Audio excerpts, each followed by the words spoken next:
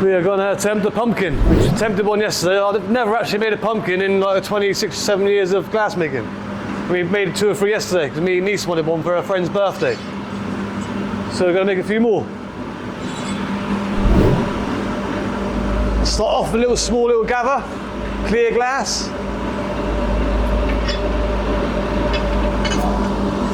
Saying that, Josh is the bubble man, isn't he, Josh?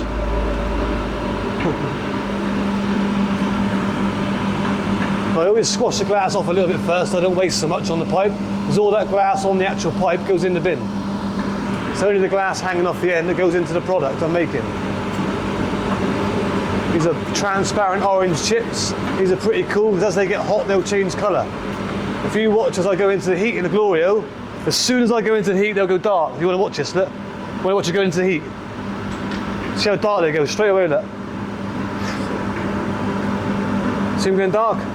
Yeah.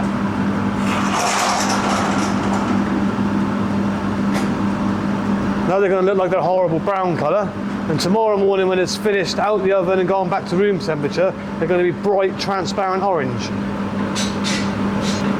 All the way through making, they're going to look like a bit dull brown colour. I'm going to leave them speckly like that. Mould it nice and neatly, and then I'm going to blow a little bit of air in.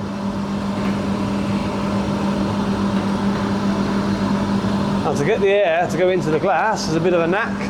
I'm going to blow a little bit of air into the pipe, trap my thumb on the ends, like so, and the heat from this end of the pipe will make the air heat up and expand, slowly push through the glass. There should be a little bubble building up. There it goes. See it coming out the end? Now it's through, I'll give it a little bit more pressure, look. Boom. And that is just from blowing a little bit of air into the blowing pipe, filling the blowing pipe with air, and because this end's so hot, when I trap my hand on the ends, the heat from the pipe makes the air expand and slowly push into the glass, giving me a nice controlled and even bubble going into the glass. So if I just went and just blew the air in, it would shoot through the ends so quick, it'd be all uneven and blow through the colour. We want it all to be nice and even, the thickness of the glass to be even, you can see around the outside of it. And then on the next stage, it should all blow nice and even. If we don't get this bubble even, when I gather more glass over the top and blow the next part up to a bigger product, it will blow uneven or thick. It'll be thin on one side, thick on the other. It'll blow all wonky. Nothing to be symmetrical. Don't need that, don't need that. So unlike the horse and most of the products I make that are just sculpted solid bits of glass, this is going to be a hollow blown piece. Still sculpted and shaped though. Another thing, the orange goes a bit invisible while it's hot. You can see at the back here it's quite dark. This bit's a little bit hotter. As it cools down it goes darker. But I'm going to go back in the glass now anyway. So I've decided to heat the glass through a little bit because the bubble inside's quite hard. And I won't be able to blow any air in. Got to be careful what I bloody say with stuff like that, haven't I?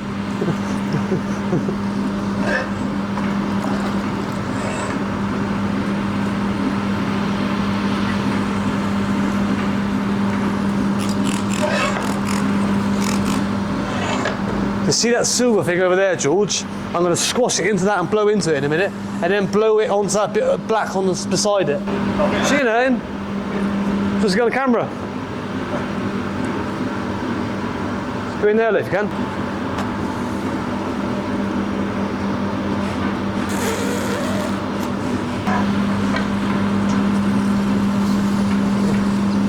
Hit Josh now.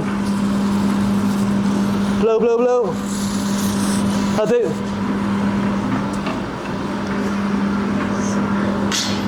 Got you blowing now, Josh.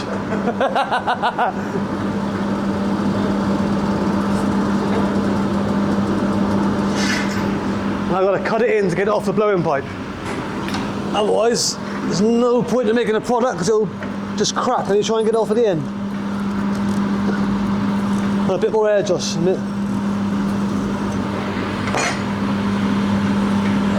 Yep.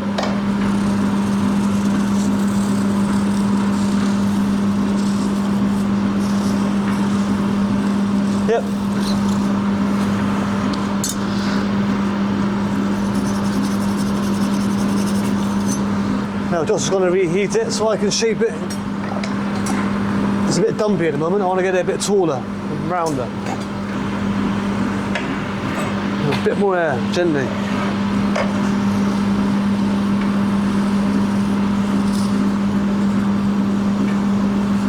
Yep.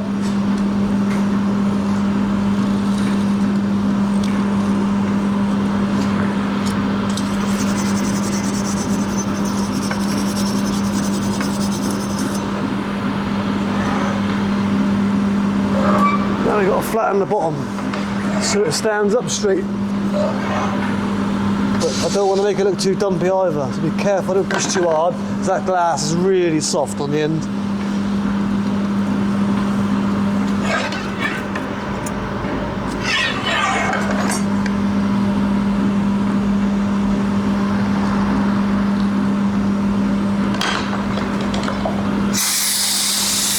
Believe it or not, that brown looking colour is bright orange.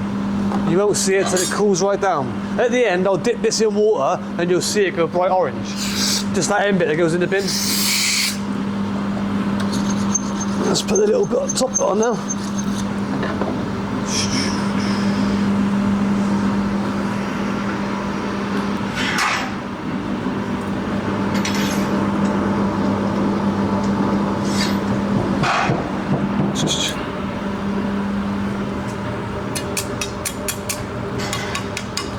I'll break this one off and then stick the green bit to the top.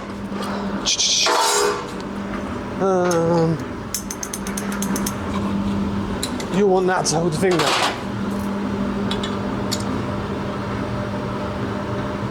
Not yet, not yet. Hold it still, hold it still. That's it, lovely.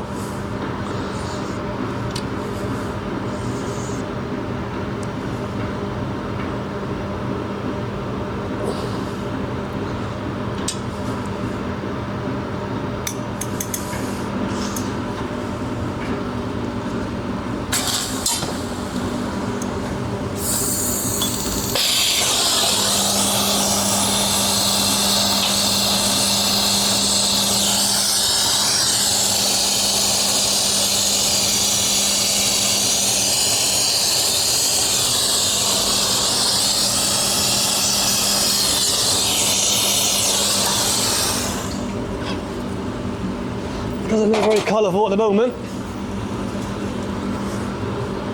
That will be bright orange. You can see it in the light, can you? In the morning. Wow. Oh. A little bit.